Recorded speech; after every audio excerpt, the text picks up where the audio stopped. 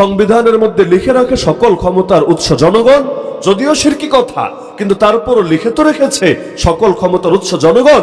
কিন্তু ওই জনগণ মানে আমরা হুজুররা না, ওই জনগণ মানে যারা ইসলামকে ভালোবাসে, মনে প্রাণে ধারণ করে তারা না, ওই জনগণ মানে আপনারা যারা ব্যক্তিগত জীবনে আমলের ত্রুটি থাকলেও আল্লাহকে মহব্বত করেন, আল্লাহ রসুলকে মহব্বত করেন, আল্লাহর নাম নিয়ে নিয়ে শেষ নিঃশ্বাস ত্যাগ করার স্বপ্ন দেখেন, আপনারা না। ওই ক্ষমতার উৎস জনগণ মানে হলো ওই সমস্ত নিকৃষ্ট লোকেরা যারা আল্লাহকেই মানে না, যারা রাসূলকেই দেখতে পারে না, যারা ইসলামের নামগন্ধ সহ্য করতে পারে না। না হলে জনগণকে যদি ক্ষমতার মালিক মানত, স্বাধীনতার 53 বছর পর পতিতালয় কিভাবে খোলা রাখলো? এই দেশের জনগণ তো পতিতালয় চায় না। আরে শুধু চায় না এটা না, আজকে যদি সরকার বলে এখন থেকে আমরা পুলিশি প্রটোকল দেব না, এই জনগণ গিয়ে পতিতালয়ের একটা ইটও বাকি রাখবে না। আর এই জনগণ সুদভিত্তিক অর্থনীতি চায় না, এই জনগণ মদের বার চায় না, এই জনগণ বেহায়াপনা চায় না, এই জনগণ এলজিবিটি কেও সমকামিতা চায় না, এই জনগণ শিক্ষা সিলেবাসের মধ্যে নাস্তিকতা ঢোকানো হবে এটা চায় না। আর এই জনগণ শরীফগুলোকে ধরে ধরে শরীফা বানায় দিবে এটা চায় না।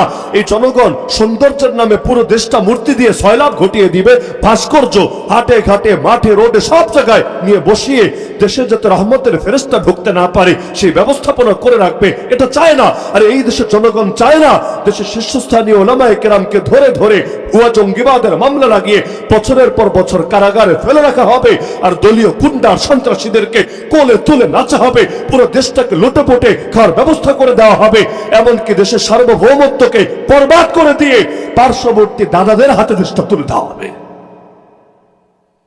তাহলে মানুষ যা চায় তা দেয় না, যা চায় না তা দেয় কেন? কারণ এই মানুষকে মানুষে মনে করে। এদেরকে ক্ষমতার মালিক দূরের কথা, এদেরকে প্রজা ছাড়া ভিন্ন কিছু ভাবতে রাজি না। হার জামানায় ছিল, হার জামানায় এটা।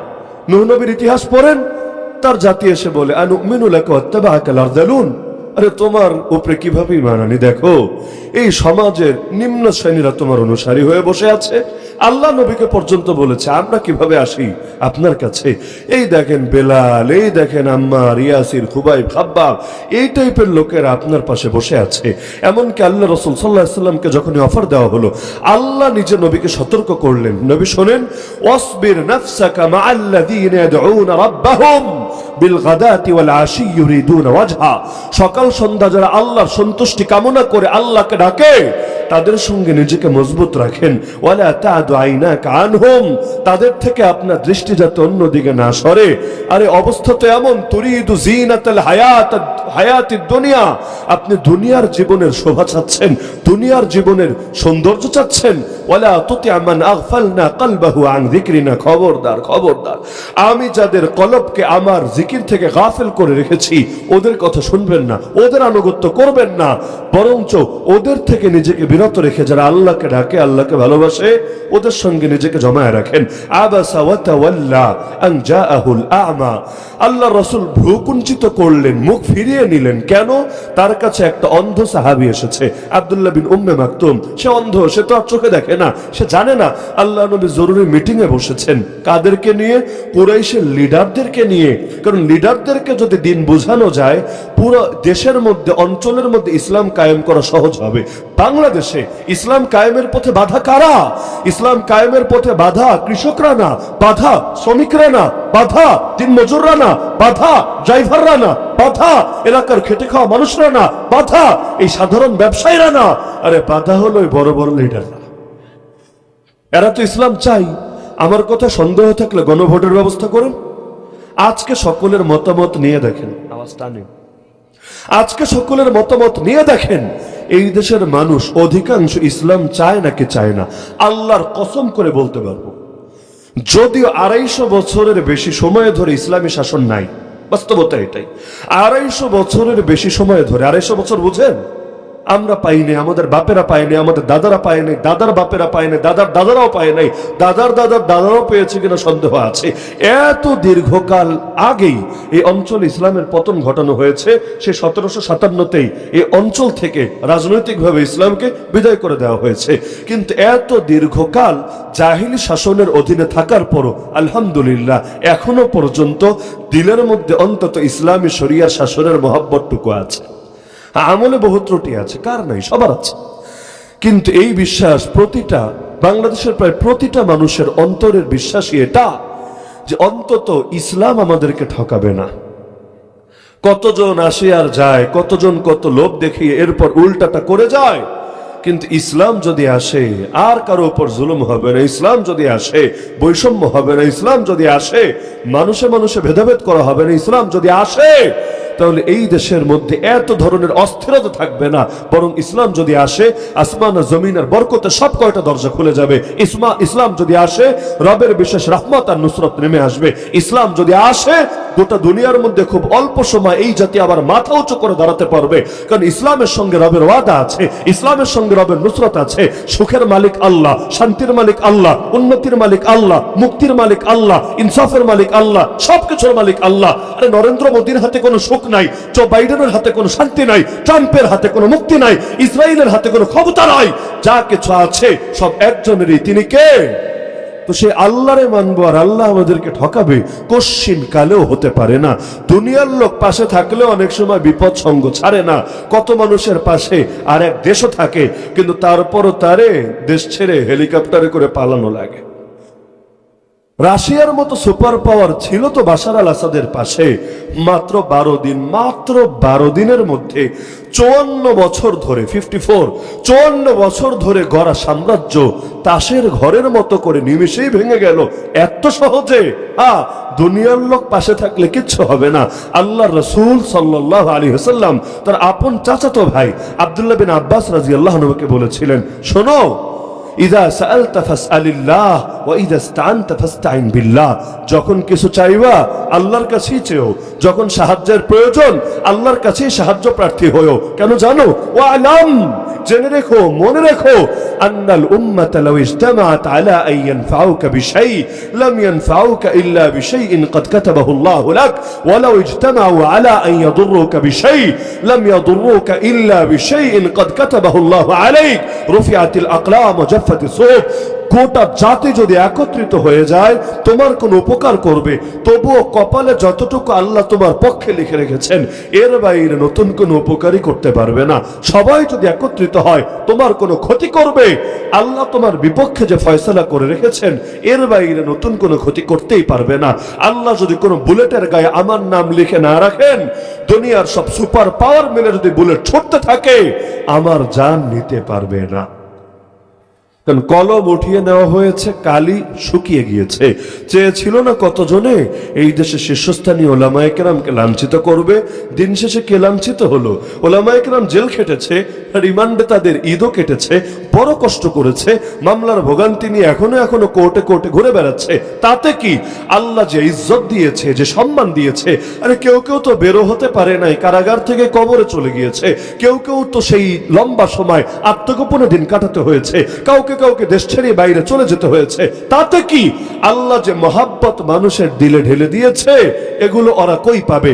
মূর্তি বানালেই কি মহাব্বত হয় নাকি রে ভাই? শুধু মূর্তি বানালেই মহাব্বত হতো? পতন ঘটলে মূর্তির গলায় দড়ি লাগায় মূর্তি কেন ভেঙে ফেলে? আরে টাকা পয়সা খোয়ালেই কি খালি ইজ্জত বাড়ে নাকি? যদি তাতে ইজ্জত হতো তাহলে টাকা তো কম খোয়ায় নাই নিজেদের ইমেজ বাড়ানোর জন্য, কিন্তু কই, মানুষ তো তাদের নাম শুনলেও এখন ঘৃণায় থুতু ফেলছে। ইজ্জতের মালিক তো আল্লাহ। তুমি লাঞ্ছিত করতে চাইলে কি হবে? আল্লাহ যারা সম্মানিত করতে চায় পৃথিবীর কেউ পারে না তারা লাঞ্ছিত করতে, আর আল্লাহ যারা লাঞ্ছিত করে পৃথিবীর কেউ পারে না তারা সম্মানিত করতে। অতুইজ্জু মান তাশা ওয়া তুযিল্লু মান তাশা। তাহলে এক শ্রেণীর মানুষ হক চেনেই না, না চেনার কারণে মানেই না, আরেক শ্রেণীর মানুষ হক চেনে তো বটে কিন্তু মানে না। এই দুই শ্রেণীর মধ্যে নিকৃষ্ট তারা যারা চেনার পরে মানে না। যেমন আল্লাহ রাসূল দোয়া করলেন, হে আল্লাহ, এই যে দুইটা মানুষ, একজনের নাম ওমর আর একজনের নাম আমর। ওমরের বাবার নাম খাত্তাব, আমরের বাবার নাম হিশাম, যারা আপনারা সহজে চেনেন। আমর বিন হিশাম মানে আবু জাহাল।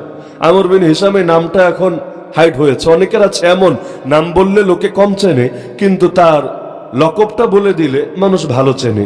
যেমন নাম বললে কয়জনে চিনবে, কিন্তু যদি আপনি একটা শব্দ বলেন মুরগি চোরা, মানুষ বুঝে নিবে। যদি বলেন কাউয়া, মানুষ বুঝে নিবে। এইরকম কিছু কিছু মানুষের ডিগ্রি হয়ে যায় এমন যে নাম আপনি সবাই বুঝুক বা না বুঝুক, কিন্তু ওই শব্দটা বললে ঠিকই বুঝে ফেলে। তা আবু জাহাল একদম ব্র্যান্ড হয়ে গেছে, ব্র্যান্ড, ভালো লাইনের ব্র্যান্ড না, শয়তানি লাইনের ব্র্যান্ড। এমনকি ফেরাউনের আসল নাম আপনারা কেউ জানেন না, দুই একজন আলেম জানতে পারে, কিন্তু সাধারণদের আমি বলছি যে ফেরাউনের আসল নাম কি? ফেরাউন মানে প্রেসিডেন্ট। ফেরাউন এটা কোনো আসলে তার নামও না এবং তার কোনো উপনামও না। ফেরাউন হলো বাংলাদেশের প্রেসিডেন্টকে যেমন বাংলায় বলি রাষ্ট্রপতি, রাষ্ট্রপতি, রাষ্ট্রপতি তার নাম না, চুপ্পু সাহেবের নাম নাকি রাষ্ট্রপতি? এটা তার নামও না, তার ডিগ্রিও না, তার উপনামও না, বরঞ্চ তার পদ। একইভাবে ফেরাউনের প্রেসিডেন্ট যে হতো তাকে, মিশরের প্রেসিডেন্ট যে হতো তাকে বলা হতো ফেরাউন। এইটা নামও না, এটা উপনামও না, বরং এইটা তার পদ। কিন্তু সবাই চেনে এক ফেরাউন রে। এমনকি ফেরাউন কিন্তু একটা না, বহুত ছিল। কারণ মিশরকে সারা জীবন একজনে শাসন করেছে না, তার আগেও বহুত ফেরাউন ছিল, পরেও বহুত ফেরাউন ছিল, কিন্তু একটা এমন মার্কা মারা হয়ে গেল দুনিয়ার সবাই চেনে ওইটারে, এক নাম বললেই ফেরাউন। ফেরাউন এমনকি আসল নাম যদি বলেন মানুষ তালগোল মানে ঠিক থাকবে না, আসলে হুজুর কারে বোঝাচ্ছে, লোকটাকে চিনতে পারছে না। তো একইভাবে আবু জাহাল, ওর নাম যদি আমি বলি আমর বিন হিসাম, তাহলে আপনারা বুঝবেন না, কিন্তু যদি বলি আবু জাহাল সবাই বুঝে ফেলবে। তো নবী দোয়া করলো, হে আল্লাহ, আবু জাহাল এবং ওমরের মধ্যে যার দ্বারা আপনি এদের দুজনের মধ্যে যাকে বেশি ভালোবাসেন তার দ্বারা ইসলামকে শক্তিশালী করেন। আল্লাহুম্মা আইজ্জাল ইসলাম বিহাব্বি হাযাইনি রাজুলাইনি ইলাইক। প্রতিটা পদক্ষেপ থেকে কিন্তু একটা বার্তা স্পষ্ট। আল্লাহ রাসূল যে দাওয়াত দিচ্ছেন, আল্লাহ রাসূল যে মানুষকে ওয়াজ নসিহত করছেন, এগুলোর মধ্যেও আল্লাহ রাসূল প্রতিটা ক্ষেত্রে ইসলামকে বিজয়ী করার মিশন নিয়ে পথ চলছেন। মক্কায় এই যে সূরা আবাসার প্রথম কয়েকটা আয়াতের তাফসীর খুলেন, আল্লাহ রাসূল সব লিডারদেরকে নিয়ে আলাদা করে বৈঠকে কেন বসলেন? যেখানে গিয়ে অন্ধ সাহাবী ডাকতে শুরু করলো, ইয়া রাসূলুল্লাহ, আমি এসেছি, আমাকে একটু উপদেশ দেন, একটু নসিহত করেন। সে তো জানে না নবী কোন গুরুত্বপূর্ণ কাজে আছেন। আল্লাহ রাসূল বিরক্ত হলেন, তার ভ্রু বুঝেন তো, ভ্রুগুলো কুঞ্চিত করে ফেললেন, মুখ ঘুরিয়ে নিলেন। আল্লাহ ধিক্কার দিয়ে বললেন, আবাসা ওয়া তাওয়াল্লা আন জাআহুল আ'মা ওয়া মা ইউদরিক লাআল্লাহু ইয়াযাক্কা। আরে আপনি কি জানেন এই যে আপনার কাছে অন্ধ সাহাবীটা এসেছে, সে হয়তো আত্মশুদ্ধির খোরাক নেবে আপনার থেকে, আও ইয়াযাক্কার, অথবা সে উপদেশ গ্রহণ করবে, ফাতানফাহু যিকরা, যে উপদেশ তার জীবনে বড় কাজে আসবে। আপনি তার প্রতি মনোযোগ দিচ্ছেন না। কিন্তু আম্মা মান ইস্তাগনা, যারা নিজেদেরকে অমুখাপেক্ষী বানিয়ে রেখেছে, ফাআনতা লাহু তাসাদ্দা, তাদের দিকে আপনি মনোযোগ দিয়ে রেখেছেন। ওয়ামা আলাইকা আল্লা ইয়াযাক্কা, ওরা যদি পরিশুদ্ধ না হয় আপনার কোনো পাপ হবে না, কোনো ক্ষতি হবে না, কোনো লস হবে না। কিন্তু এই যে মানুষটা আসলো, ও আম্মা মান জাআকা ইয়াসআ ওয়া হুয়া ইয়াখশা, দিলের মধ্যে আল্লাহর ভয় নিয়ে দৌড়ে আসলো, ছুটে আসলো আপনার কাছে, ফাআনতা আনহু তালাহা, আরে সে গরিব বলে, সে অন্ধ বলে, সে এলাকার সাধারণ মানুষ বলে আপনি তাকে অবজ্ঞা করবেন, তার থেকে মুখ ফিরায় নেবেন? কাল্লা, আর কখনো এমন করবেন না। এটা আপনার জন্য এমন এক উপদেশ, ইন্নাহু তাযকিরা, যেটা আপনার জন্য সর্বদা স্মরণ রাখা উচিত। আল্লাহ নিজে এতগুলো আয়াত দিয়ে নবীর সতর্কবার্তা দিলেন। তা আল্লাহ রাসূল চেয়েছিলেন, মেহনতে কোনো কমতি রাখেন নাই, যে লিডারশিপ যাদের হাতে আছে তাদেরকে কোনোভাবে কনভিন্স করা যায় কিনা, তাদেরকে মোটিভেট করে দ্বীনের দিকে ধাবিত করা যায় কিনা। কারণ আন্নাসু আলা দীনি মুলুকিহিম, মানুষ বিজয়ী শক্তির অনুগামী থাকে, রাজা বাদশার আদর্শের অনুগামী থাকে, এটাই স্বাভাবিক।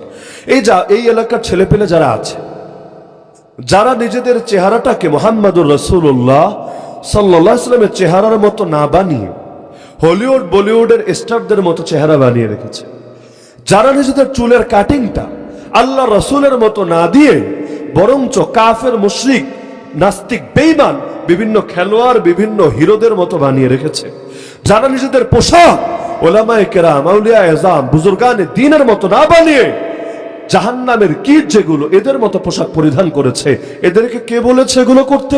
কেউ চাপ দিয়েছে? যদি এমন হতো, যদি দাড়ি শেভ না করে ব্রাশ ফায়ার দিবে, যদি চুল ওদের মতো করে না কাটে রিমান্ডে নেওয়া হবে, যদি ওয়েস্টার্ন পোশাক পরিধান না করে তাকে গুম করা হবে, আয়না ঘরে ভরা হবে, তাও নয়তো একটা যৌক্তিক ছিল, কোনো না কোনো পর্যায়ে একটা যৌক্তিক ছিল। কিন্তু কে বাধ্য করেছে আপনাকে? কে?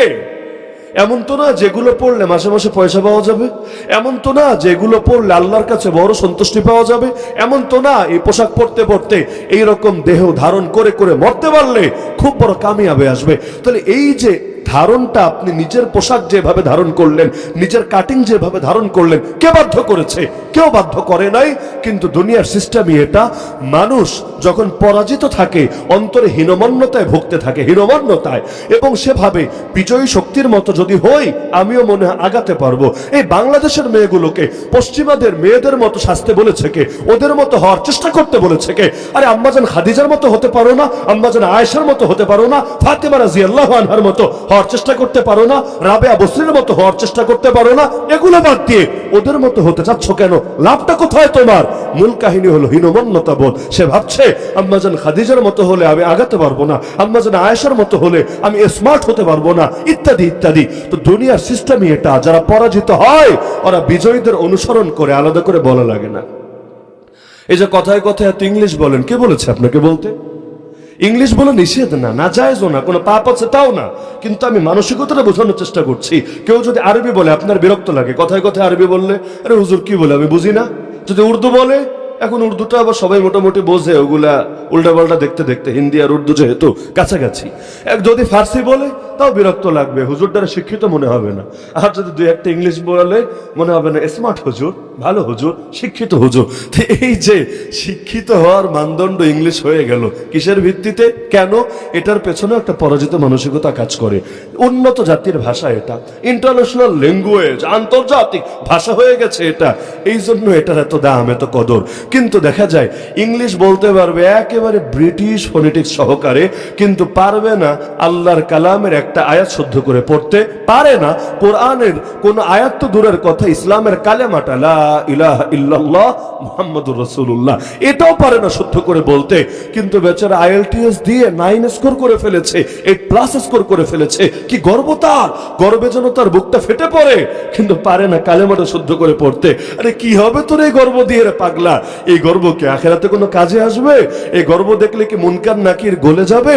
এই গর্ব দেখে কি তোর মিজানে নেকের পাল্লা ভারী হবে? আসল ঠিক রেখে যদি এগুলো হাসিল হয় আলহামদুলিল্লাহ, আসল বাদ দিয়া এগুলো নিয়ে ফুটানি করার মানেটা কি? এর চাইতে বড় হীনমন্যতা, লজ্জার ব্যাপার কি হতে পারে? বাংলাদেশে হুজুরদেরকে তো এখন শিক্ষিতই মনে করা হয় না। এই দেখেন না, স্বীকৃতি আসলো কয় বছর আগে, তাও নামকা হস্তে, এখনো নামকা হস্তে। ওই নামকা হস্তেটাই আসলো কয় বছর আগে। স্বীকৃতি আসার আগে মানে কি? মানে আমরা যে শিক্ষিত এটাই স্বীকার করে না, এটাই তো স্বীকৃতি না থাকার অর্থ তো এইটা, আমরা যে শিক্ষিত। বা আমার মতো যারা পড়াশোনা শেষ করে ফেলেছে এই তথাকথিত স্বীকৃতি আসার আগে, এরা তো আজও পর্যন্ত যদি ডজন ডজন সার্টিফিকেট নিয়েও পেশ করি না, এই সার্টিফিকেট দিয়ে সরকারি মসজিদের মুয়াজ্জিন পদে আবেদন করা যাবে না। ইমাম দূরের কথা বলবে, হুজুর এগুলো কি দিলেন? এগুলো আপনাদের অঙ্গনে দাম থাকতে পারে, আমাদের অঙ্গনে এগুলোর কোনো দাম থাকবে না। এই হলো হালত। সবকিছুর মূল্যায়ন হচ্ছে এগুলো দিয়ে। তো প্রতিটা ক্ষেত্রে আমাদের ভেতর হীনমন্যতা ঢুকেছে। আরে গণতন্ত্র শব্দ শুনলে আপনার মজা লাগে, ধর্মনিরপেক্ষতাবাদ শব্দ শুনলে আপনার মজা লাগে, সেকুলারিজম, ক্যাপিটালিজম এগুলো শুনলে আপনার কাছে একটা স্মার্টনেস ফিল হতে থাকে। লেকিন ইসলামী রাজনীতি, ইসলামী অর্থনীতি, খেলাফতে রাশেদা এই শব্দগুলো শুনলে আপনার ভেতরে কেমন কেমন চলতে থাকে। মনে রাখবেন, আপনি আসলে শিক্ষিত হন নাই, আপনি দিনকে দিন ইসলামের দুশ্মনে পরিণত হয়েছে। ইসলাম সব শিক্ষাকে শিক্ষা বলে না। আবু জাহালের চাইতে তার জামানায় বড় শিক্ষিত কে ছিল? আবু জাহালকে বলা হতো আবুল হাকাম। আবুল হাকাম মানে মহাজ্ঞানী। আবু জাহাল হলো নবীর দেওয়া নাম, মানে পরবর্তীতে নাম দেওয়া হয়েছে বুড়া বয়সে। কিন্তু এর আগ পর্যন্ত অরে চিরকাল মানুষ চিন্তা এক নামে, আবুল হাকাম, মহাজ্ঞানী। যেমন এতদিন সবাই বলতো জননেত্রী, প্রধানমন্ত্রী, এখন বলে পলাতক নেত্রী। তো সময়ে সময়ে নাম চেঞ্জ হয়, হতে পারে, এটা অস্বাভাবিক কোনো ব্যাপার না। তো একইভাবে দেখা যায় যে তার আসল উপনামটা ছিল আবুল হাকাম, মানে মহাজ্ঞানী। কিন্তু ইসলাম এসে নাম দিল আবু জাহাল, মানে কি? মহামূর্খ, গণ্ডমূর্খ। কেন? 2 দিন আগের জ্ঞানী 2 দিন পরে মূর্খ হলো কিভাবে? মূর্খ হয়েছে এভাবে ইসলাম বুঝিয়ে দিয়েছে চোখে আঙ্গুল দিয়ে। যেই জ্ঞান দিয়ে আল্লাহ চেনা যায় না, রাসূল চেনা যায় না, হক বাতিল আলাদা করা যায় না, ইসলাম ওই জ্ঞানকে কোনো জ্ঞানই মনে করে না।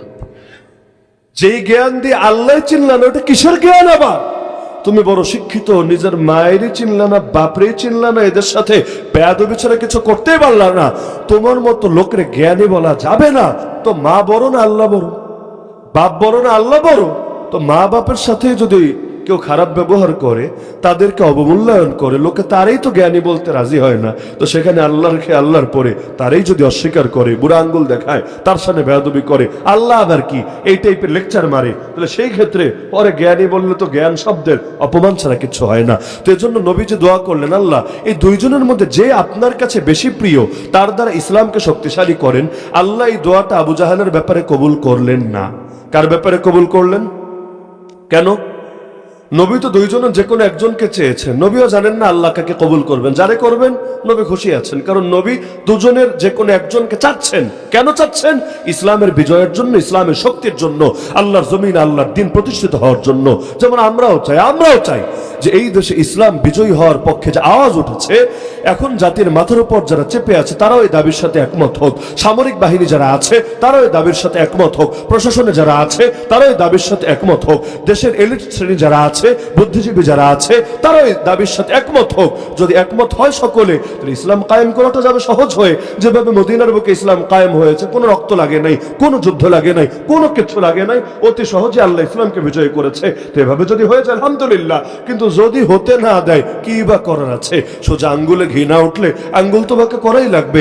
অধিকার তো চাইলেই দেয় না, বিগত 16 বছর কত অধিকারে তো দেয় নাই। তো অধিকার যখন এমনি এমনি দেয় না, প্রয়োজনে অধিকার কেড়ে নেওয়া লাগে। তা আল্লাহর বান্দা হিসাবে, নবীর উম্মত হিসাবে আমাদের অধিকার আছে, আল্লাহর আইন দিয়ে শাসিত হব, আল্লাহর জমিন আল্লাহর গোলামি করব, আল্লাহর বন্দেগী করব। যে বাধা দিতে আসবে তাকে বুঝাবো, তাকে দাওয়াত দেব, তার সংশয় দূর করব। যদি বুঝে যায় আলহামদুলিল্লাহ, কোনো সমস্যা নাই, সে আমার ভাইয়ে পরিণত হবে। আরে যে আল্লাহর নবীর আপন চাচার বুক চিরে ফেলেছে, কলিজা বের করে পরবর্তীতে আবু সুফিয়ানের স্ত্রী হিন্দা চিবিয়ে খেয়েছে, ওই ওয়াসিও মুসলমান হয়েছে, আল্লাহ নবীও তার তওবা কবুল করেছে, এমনকি নবীকে গালি দিয়েছে। এমন একাধিক ব্যক্তিও নবীর কাছে এসে মাফ চেয়েছে। আল্লাহ নবী মক্কা বিজয়ের পরও এমন দুই একজনকে মাফ করেছেন, যদি অনেককে মাফ করেন নাই, যেগুলো ক্ষমা চায় নাই, আল্লাহ রাসূল এদেরকে পানিশমেন্ট দিয়েছেন। তাহলে দেখা গিয়েছে যে ইসলামের বিরুদ্ধে তুমি এতকাল ছিল না বুঝে, আজ তুমি বুঝলা, ইসলামের খেদমতে এগিয়ে আসলা, কোনো সমস্যা নাই, তোমাকে বুকে জড়ায় নিতে আমাদের কোনো দ্বিধা নাই। উহুদের যুদ্ধে মুসলমান হেরেছে খালিদ বিন ওয়ালিদের কৌশলের কারণে, অথচ এই খালিদ, সেই খালিদ ইসলামের ইতিহাসে সবচাইতে বড় সেনাপতি যে হয়েছে ওমর, এই ওমরই সেই ওমর যে নবীর কল্লা কাটতে বের হয়েছে, কিন্তু আল্লাহ তাকে এমন কবুল করেছে। নবী বলেন, আমার পরে যদি কেউ নবী হতো, সেই নবী হতোই ওমর। আল্লাহ যে কাকে দিয়ে কি করাবে আমরা জানি না, এটা আল্লাহ ভালো জানেন। আল্লাহ তাআলার ফয়সালা তো বড় আজীব। আজরের ঘরে ইব্রাহিম আলাইহিস সালাম পয়দা হন, আবার নূহ আলাইহিস সালামের ঘরেও কেনান পয়দা হয়। কোথায় যে কি হবে এটাই এক আল্লাহ ছাড়া কে জানে। যে ফেরাউন এক মুসা আলাইহিস সালামকে হত্যা করার জন্য এত নিষ্পাপ মাসুম বাচ্চাকে মারে, ওই ফেরাউন কিনা নিজেই তার পালক পিতার ভূমিকা পালন করে। কি অদ্ভুত ব্যাপার! তাহলে এতগুলো নিষ্পাপ বাচ্চারে মারলি কেন বেটা? আবার তারই কিনা তুই পাললি তোর প্রাসাদে রেখে, শুধু পাললই না, বরঞ্চ যখন যাচ্ছে দেশ ছেড়ে, এবার অন্তত ঠান্ডা হ, তোর দুশমন তোর দেশ ছেড়ে চলে যাচ্ছে, যাক না, কিন্তু না, যেতেও দেবে না, তার পিছু তারা করেছে। তো ভালো কথা, যখন দেখলি যে সমুদ্রের পারে বাহিনী ঠেকে গেছে, তুই ভাবলি এখনই ধরে ফেলবি, এরপর দেখলে গাইবী ভাবে রোড তৈরি হয়েছে, গাইবী ভাবে সেতু তৈরি হয়েছে, ওই সেতু দিয়ে বাহিনী পার হয়ে যাচ্ছে, তখন তো তোর অন্তত চিন্তা করা দরকার ছিল, এই সেতু তো আর পদ্মা সেতু না, এই সেতু তো আর যমুনা সেতু না, এটা তো সে বানিয়েছে, তার নির্মাণ শ্রমিকরা তৈরি করেছে। বিষয়টা তো এমন না, একটু আগেও ছিল না, লাঠি দিয়ে 12টা বাড়ি মারলো, 12টা রাস্তা হয়ে গেল, তার মানে এটা গাইবী ব্যাপার স্যাপার ছাড়া কিচ্ছু না। তো ফেরাউনের এখন তো অন্তত টনকানোর দরকার, সবাই ওরে খোদা বলুক না, ও তো জানে ও একটা ভণ্ড ছাড়া কিছু না। বাংলাদেশে ভণ্ডপীর মনে করেন যেগুলো আছে, মুরিদরা ভাবে যে আমার শায়েখ শাইখুল কুল ফিল কুল, জামানার কুতুব, জামানার হাসান বসরি, কিন্তু ওই ভণ্ড তো জানে ও একটা চূড়ান্ত বকলম ছাড়া কিছু না। তো ফেরাউনের তো আর ধোঁয়াশা নাই যে ও একটা বাটপাহাড়, ও একটা বিশ্বভণ্ড, ও তো জানে। তো ওর কি ঠেকাটা পড়লো এই গাইবি রোডে ঢোকার জন্য। কিন্তু মরণ মানুষকে যখন টানে, তখন কি যে করে আর কি যে বলে হিতাহিত জ্ঞান থাকে না।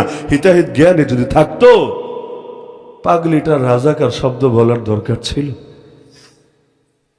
দুনিয়া থেকে শব্দের আকাল পড়েছে রে ভাই, কত শব্দ আছে, শব্দ ডিকশনারি খুলে ঘেটে ঘেটে অন্য একটা বলো না। এই জঙ্গি আর রাজাকার, এই শব্দ দিয়ে বিগত দিনে এত জুলুম হয়েছে, এত মানুষের রক্ত হালাল হয়েছে। এখন মানুষ এই দুই শব্দ শুনলেও ওই তেলের মধ্যে পানি পড়লে যেভাবে স্যাত করে ওঠে, এই দুই শব্দ শুনলেও মানুষ তেলে বেগুনে জ্বলে ওঠে, নিতে পারে না শব্দ। আর বিশেষ করে যারে তারে রাজাকার বলবো, এটা তো কেউ মানবে না, কেউ না। অপবাদ এমন একটা জিনিস, দুনিয়ার কেউ এটা পছন্দ করে না, সহ্য করতে পারে না। ওই কথাটাই বলা লাগলো। তো এখন ফেরাউন উঠলো, ভালো কথা, তাও আবার নিজের ওটা একটা বানায় উঠতো। কারণ নবী মুসা আলী ইসলাম নিজেকে নবী দাবি করেন, আর ফেরাউন নিজের খোদা দাবি করেন। যদিও দাবি ভুয়া, দাবি তো করে। তাহলে ওর দাবি যদি মানা হয়, তাহলে ওর র্যাঙ্ক তো নবীর র্যাঙ্কের চাইতে উপরে, কারণ খোদার র্যাঙ্ক তো সবার উপরে না। তাহলে তুই বেটা বেহায়া কোথাকার, বেশরম কোথাকার, তুই নবীর পথে উঠিস কেমনে? তোর লজ্জা লাগে না? আরে প্রধানমন্ত্রী আইসা যদি এক চেয়ারম্যানের বাসায় রাত্রে থাকে, জিনিসটা একটু কেমন কেমন লজ্জাস্কর না ব্যাপারটা? তার দিক থেকে লজ্জাস্কর, আর একদিক থেকে গর্বের বিষয়। হাতি যদি পিঁপড়ার সাথে লাগে কেমন হবে? হাতি পিঁপড়ারে বলে আয় খেলা হবে, খেলা হবে করে। বাংলাদেশেও তো এই টাইপের ফাইজলামি চলে। আপনি হাতির সাথে লেগে শক্তি দেখান না, যাত্রার সাথে শক্তি দেখাতে কেন আসেন? এই যে গরুর মূত্রখোরেরা ছোট্ট একটা দেশ পেয়েছে বাংলাদেশ, 2 দিন পর পর এমন একটা ভাব ধরে যেন আমরা ওদের জায়গিরের মধ্যে আছি, ওদের কলোনির মধ্যে আছি। আরে এতই যদি তোমাদের হ্যাডম থাকে, একটু লাগো না আফগানিস্তানের সাথে। আমাদেরও দেখতে মনে চায়, কেমন পারো, কতটুকু পারো দেখায় দাও। কারণ ওরা স্বপ্ন দেখে 8 দেশ দখল করে একটা মহাদেশ বানাবে, যেটার নাম হবে রামরাজ্য। ওই 8 দেশের মধ্যে আফগানিস্তানের নামও আছে। ইন্ডিয়া, বাংলাদেশ, নেপাল, শ্রীলঙ্কা, ভুটান, আফগানিস্তান, মিয়ানমার, এই মোট 8টা দেশ। তো ওদের স্বপ্নের মধ্যেই যেহেতু আফগানিস্তানের নামও আছে, একটু নামও না খেলতে, এরপর দেখা যাবে স্বপ্নকে স্বপ্নই থাকে না, স্বপ্ন দোষে পরিণত হয়। কিন্তু দেখা যায় ওইখানে গরম দেখাবে না, গরম দেখাবে পিঁপড়ার সাথে। তা হাতি যদি পিঁপড়ারে চ্যালেঞ্জ দেয়, পিঁপড়ার সাথে লাগতে আসে, এটা হাতির জন্য এটা লজ্জাস্কর, কিন্তু পিঁপড়ার জন্য এটা ইজ্জতের ব্যাপার। ইজ্জতের ব্যাপার না? অবশ্যই ইজ্জতের ব্যাপার। এই হুজুরদের পেছনে যখন দেখবেন পুরো সরকার, পুরো প্রশাসন উঠে পড়ে লেগেছে, তখন বুঝে নিবেন হাত যদিও খালি দেখা যায়, কিন্তু এদের সঙ্গে অদৃশ্য কোনো শক্তি আছে। শক্তি যদি নাই থাকে, চ্যালেঞ্জ মনে করে কোন দুঃখে? মানুষ যারে তারে চ্যালেঞ্জ মনে করে না। মাছি মারতে কেউ কামান দাগায় না। কামান যখন দাগায় তখন মাছি না, বড় কিছু মারার জন্যই দাগায়। তো এই হুজুর জাতির জবান বন্ধ করার জন্য যদি সবাই উঠে পড়ে লাগে, বুঝতে হবে এই হুজুরদের কাছে, ইসলামপন্থীদের কাছে এমন একটা শক্তি আছে।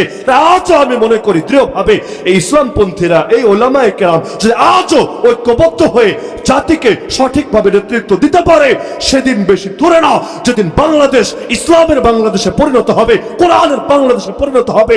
আর যারা ইসলাম আর কোরআনের বিরোধিতা করবে, ওদের সব কয়টারে একে একে ল্যাচ গুটিয়ে পালাতে হবেই হবে।